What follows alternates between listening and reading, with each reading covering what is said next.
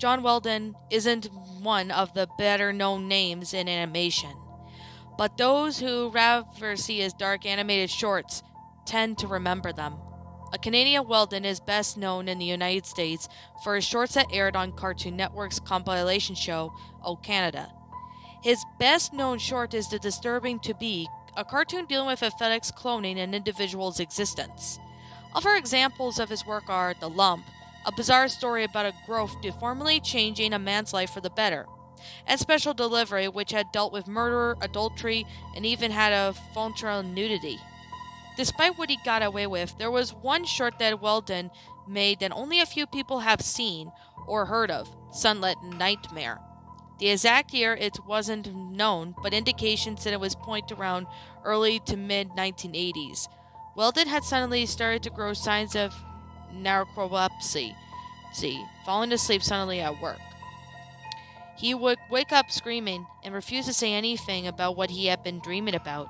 When he wasn't asleep, he often worked with a feverish devotion for a new animated short. He had formulated Sunlight Nightmare, skilled at every aspect of the animation. Weldon made the entire short himself, or at least seemed to be, and he said his newest short was for children, something to air between the shows on kids' networks. He showed what seemed to be executives at his company who were terrified and couldn't even believe what Weldon wanted to show it to the children. Weldon didn't seem to care, and went to work on another project with his narcolepsy and disappeared.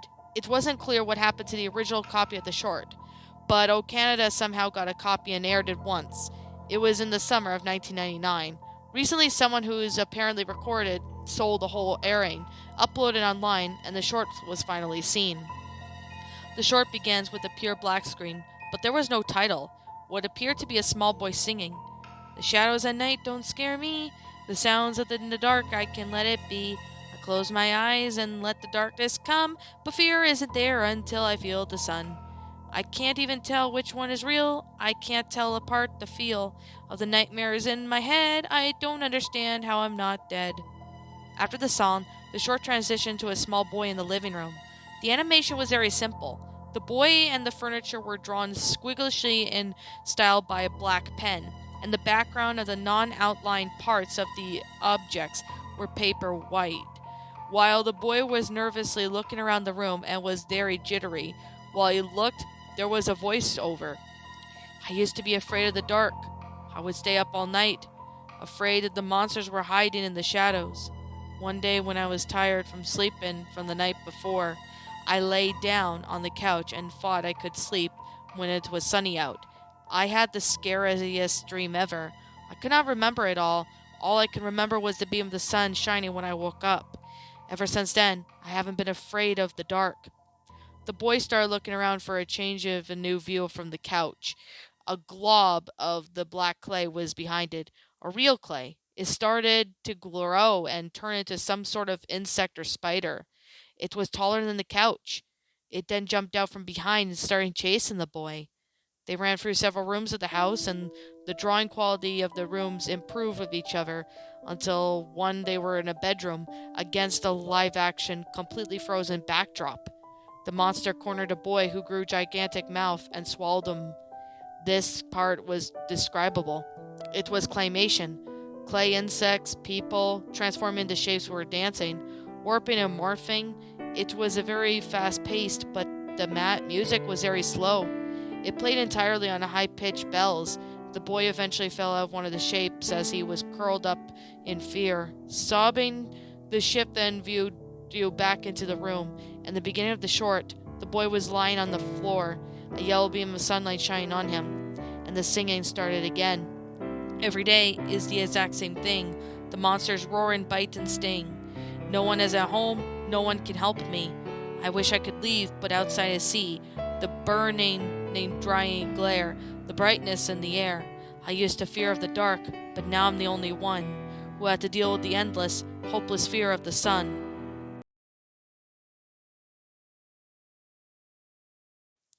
And that, my pretties, was Sunlit Nightmare, a lost episode creepypasta or lost show creepypasta written by Kai Simpson.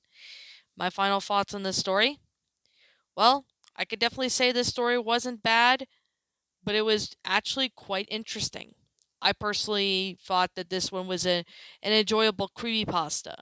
I personally thought it was, well made in detail as well as the concept and stuff of the story. Now, the story of its own self was rather nice. I really do like the concept of the story. I do like it a lot. It's pretty good. I personally really thought, that this story did have a good potential of being good, and it does. I mean, in all due reality, it's actually quite an interesting concept for a story. Especially with the concept of this story, it seems to be pretty well made in detail.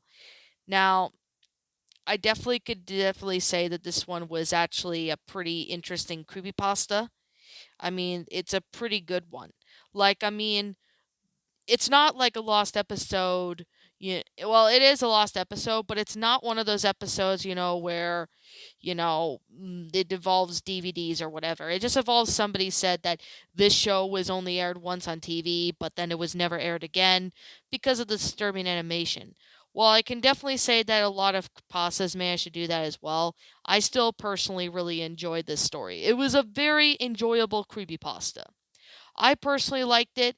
It's a pretty great creepypasta. It's definitely got a lot of time and effort into the story. So, I mean, the story was well done. I definitely really enjoyed this story. I thought, maybe I should give this one a go because, I've been considering and doing it, reading this story, but I haven't had the time. So, but here I am today, finally getting the chance to, do this story. So, it's definitely a pretty good one. And as always, yeah, so I want to say to Kai Simpson that he did an awesome job with the story, or she did. I don't know if it's a he or she, but they seem to do it with no problem. It's a pretty good story. It's well made in detail, and I personally really enjoyed it. So, yeah, I guess with that being said, I personally really enjoyed the story. I thought it was a well made in detail. It's really good. I personally really thought it was neat to see this. And I personally thought, I would, give this story some, attention because I hadn't touched this story yet. And I'm surprised I hadn't. But now I am giving this story attention it deserves. So, I guess that being said, and that being the case, I personally really recommend checking out the story. I will leave a link in the description down below so that way you guys can go ahead and read that story if you want to. So, I guess with that being the case and with that being said, I personally recommend this story. It's a good creepypasta. I mean, yeah, I'm sure it may have some cliches, but I still thought it was a great story. I mean, this is must be an older one because I've seen a few people actually narrate it and they thought, it was pretty good for obvious reasons, as well as, some other ones. And yeah, I recommend this story. Re as well.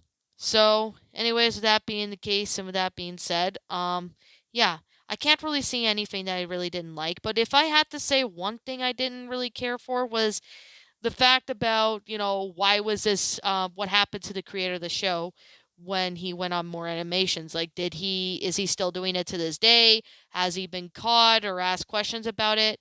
I mean, I really would have liked to see that, but other than that, the only thing I do know what's really creepy is the unknown. So, anyways, I guess with that being said and that being the case, I'm going to sit here and just say that this is just my own personal opinion.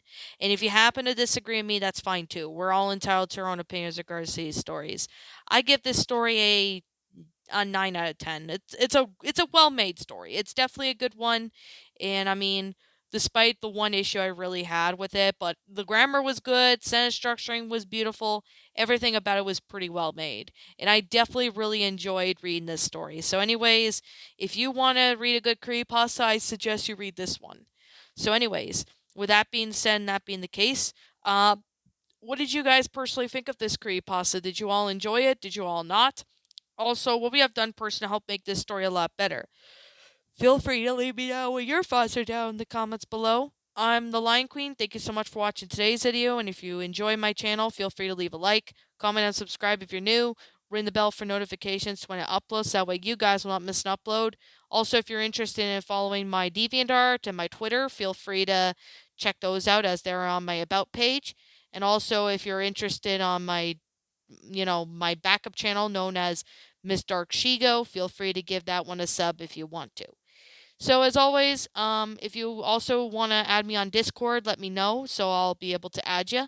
And as always, please roll the outro because I'm out, and I'll be seeing you all in the next video. Peace out.